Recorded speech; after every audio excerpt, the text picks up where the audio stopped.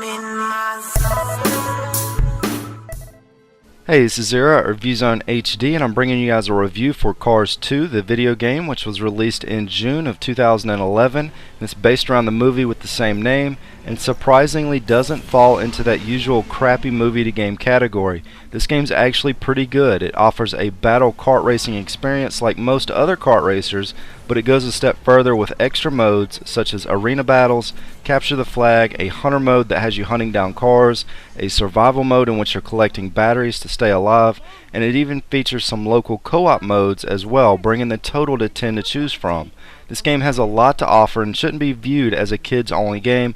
There's plenty of content here to make this game more than enjoyable for an adult.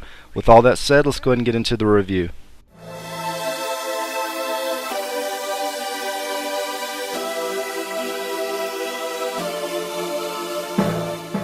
This was a bit of a spotty topic as some graphics look superb and others look like they needed a little bit more polish. The game also has to load in some textures when you first select a car or when you first load into a track.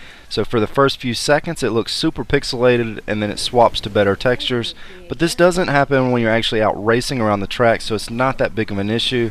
The car animations are what really make this game stand out, from the expressions on their face to the way they ride around on two wheels, jump or drive backwards, and it really gives the game enough charm to launch it ahead of most cookie cutter kart racers.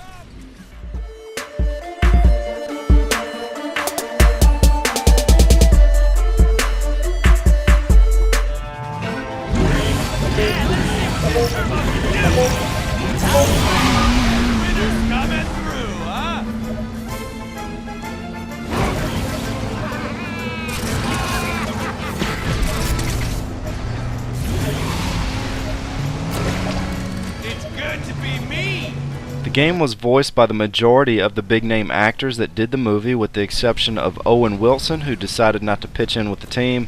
However, his replacement did a pretty good job of replicating his voice. I didn't even realize it wasn't him.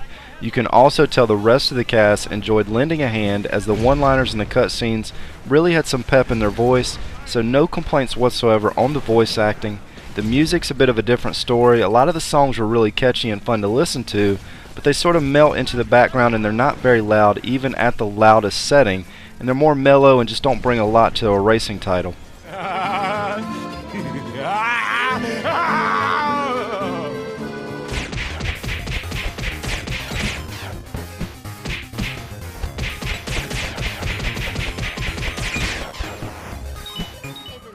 The game starts off at a snail's pace with this tutorial section as it drags you through an explanation of pretty much every button on the controller in a long-winded test drive. There's actually a lot of buttons to keep track of as you're playing, so it's good that they went to this extent to explain all the gameplay mechanics and the controls, but it did take quite a while before you really get to dig into the game. Once you do get into the game, there's 6 chapters with 6 events in each, and there's plenty of cars to unlock and play with and against as you progress through the game. Most of the cars handle the same, but they do have varying strengths and speed, so there's a little variety there. As far as difficulty goes, it's easy to progress through the game and finish in second and third, but getting first place on some of the events was pretty tricky and required a few attempts. The game is by no means a cakewalk.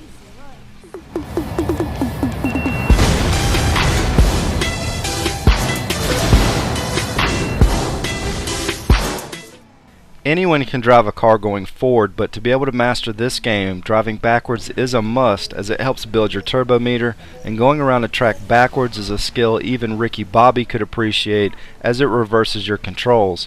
Throw in some air tricks, weapons, and a good use of your turbo meter, and there's actually a lot to keep up with as you play. This game never felt stale or that it was getting tiresome. For the most part, the races felt balanced. I didn't feel like the computer AI was targeting me more than any other racer out on the track.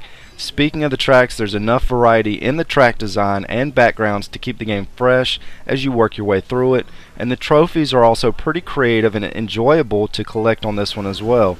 There's really no major downsides to this game. It's a bit disappointing there's no online play, but I really enjoyed my time with it, and I can recommend this title if you're looking for a great single player or local co-op experience. Anyways, this is Zero at ReviewZoneHD, and thanks for stopping by.